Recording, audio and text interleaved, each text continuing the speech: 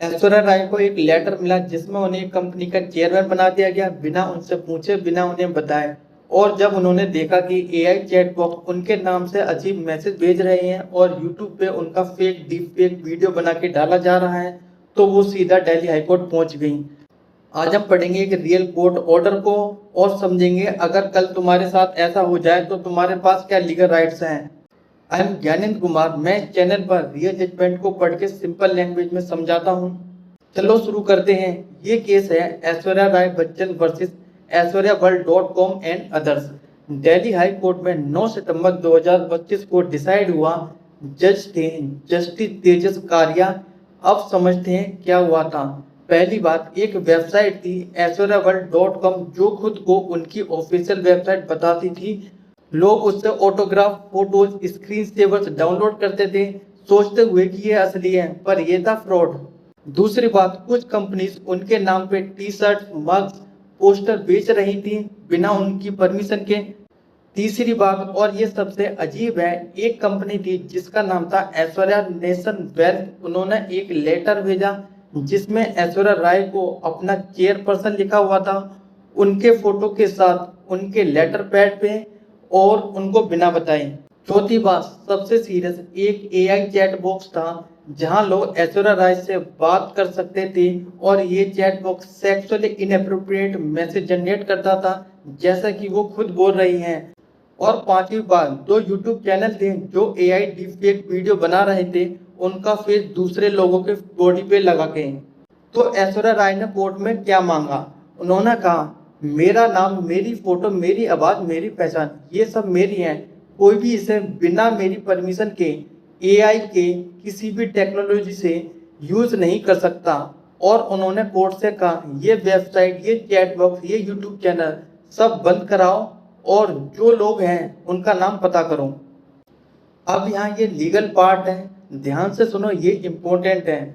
जज ने कहा, जब किसी फेमस इंसान की पहचान बिना परमिशन के यूज होती है तो दो चीज वायलेट होती हैं। पहली, उनका right to protect their personality attribute from commercial exploitation, मतलब उनकी पहचान से पैसा कमाने का हक सिर्फ उनके पास है, किसी और के पास नहीं। दूसरी, उनका राइट टू प्राइवेसी जो उनकी डिग्निटी के साथ जीने का राइट को तोड़ता है।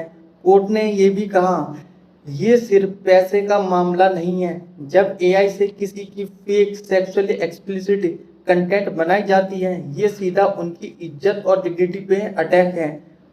और इस डिसीजन में जज ने 3 पुराने केसेस का रेफरेंस दिया।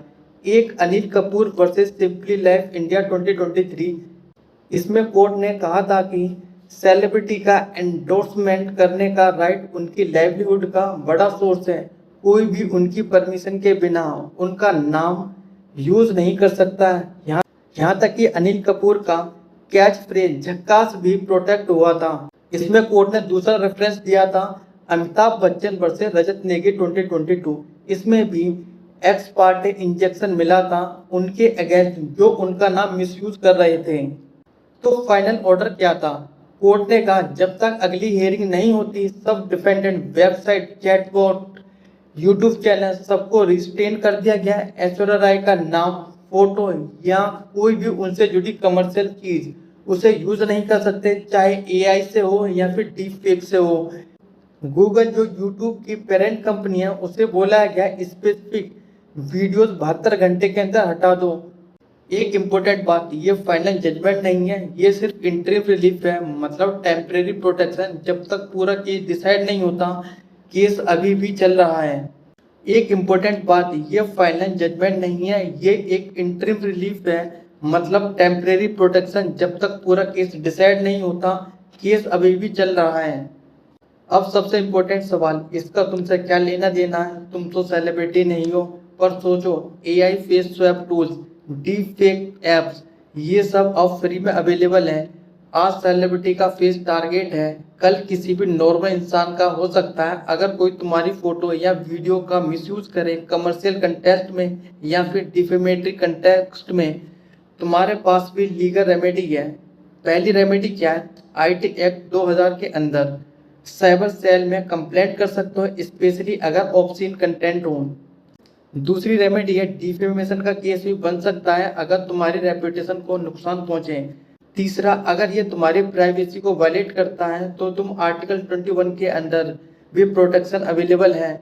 जैसे पुट्टास्वामी जजमेंट में सुप्रीम कोर्ट ने एस्टेब्लिश किया था कि प्राइवेसी एक फंडामेंटल राइट है।